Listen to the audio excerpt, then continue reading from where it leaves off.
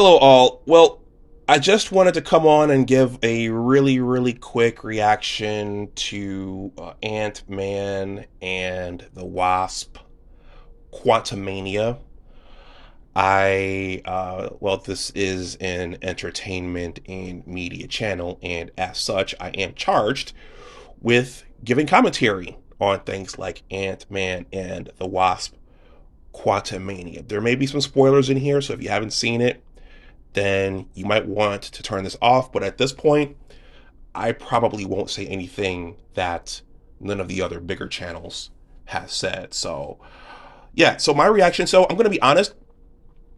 I was looking forward to this for a while, especially years ago, seeing that Jonathan Majors would play Kang the Conqueror. Now, let me give one other disclaimer here before I go on. I am not an authority figure on the Marvel lore and every last nook and cranny on the story and the stories from the Marvel comic books.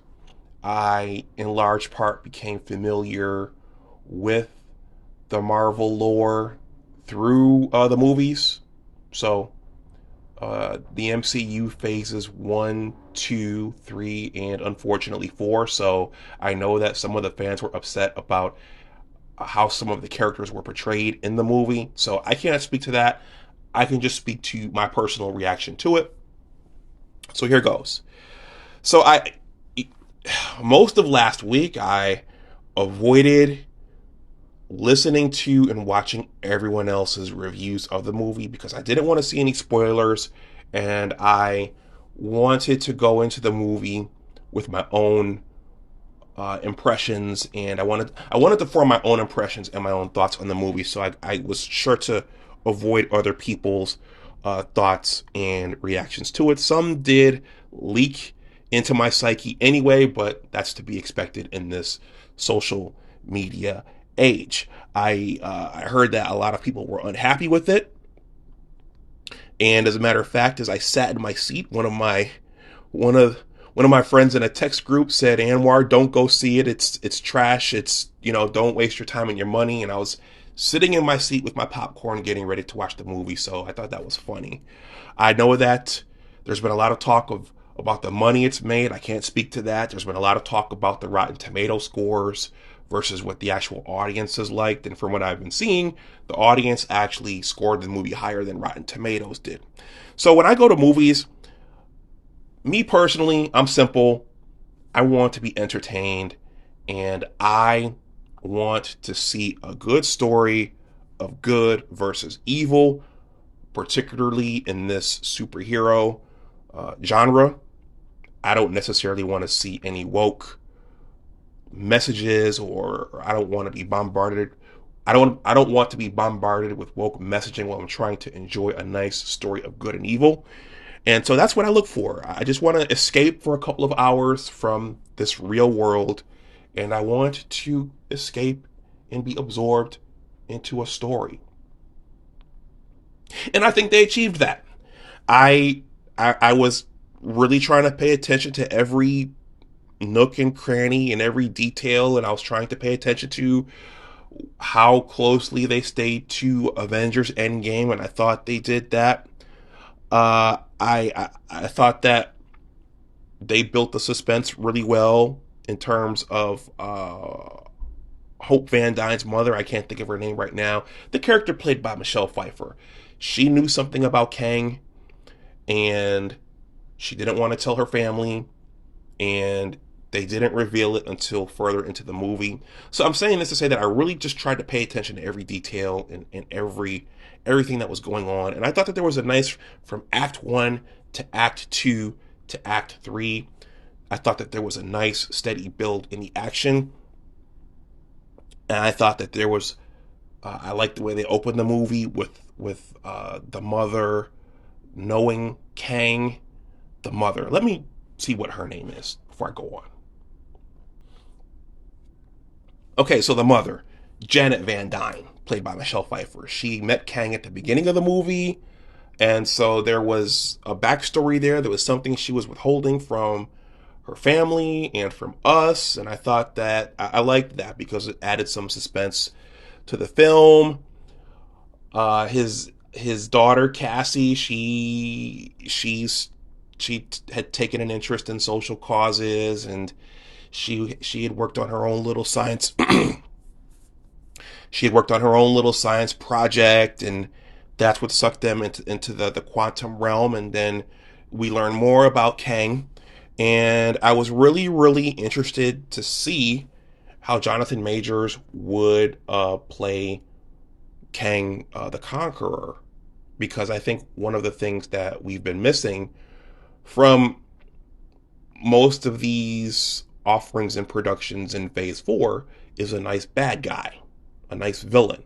And when you make superhero movies, arguably one of the most important parts of those movies is your bad guy. Okay?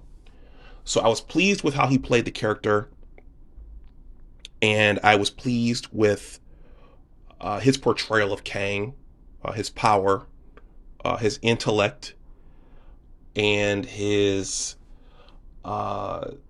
diabolical nature.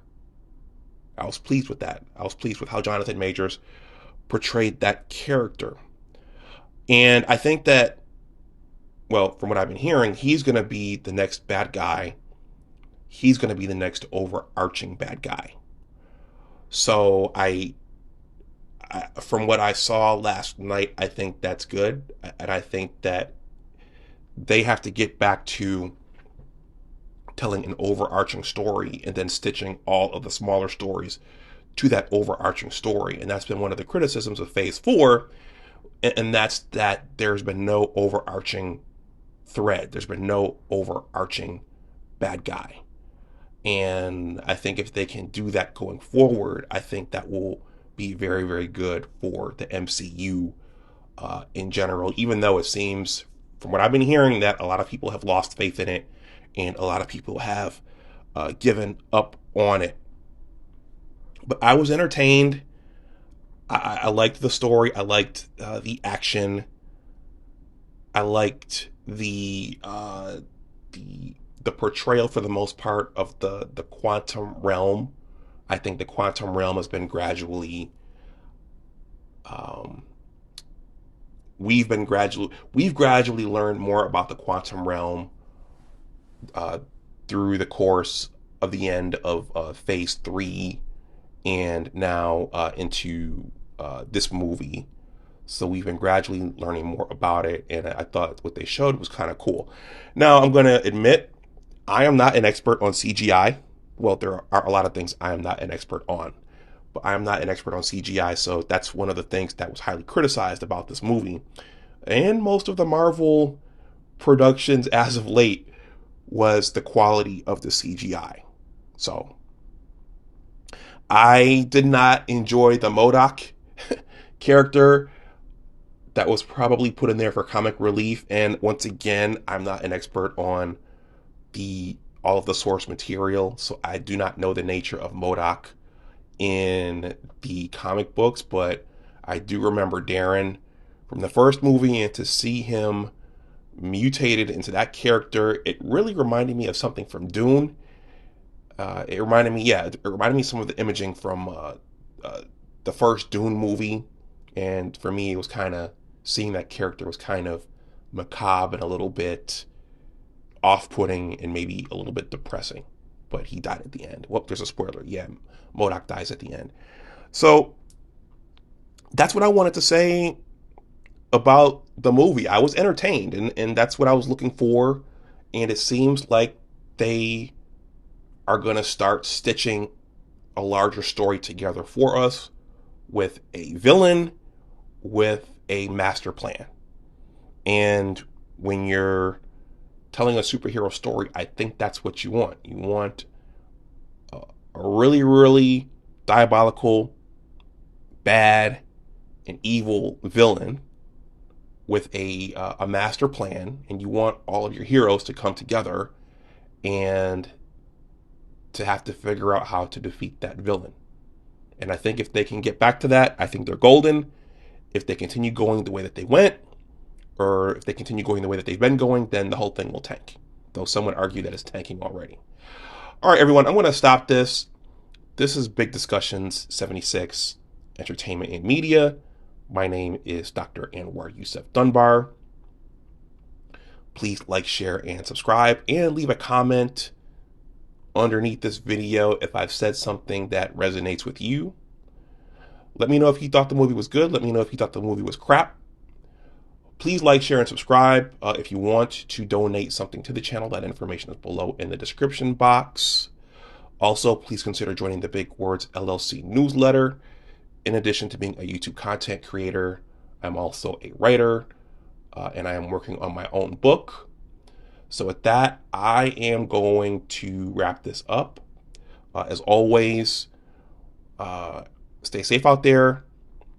And always remember that your attitude determines your altitude, and always try to do your best. Take care, and I will talk to you the next time. Bye-bye.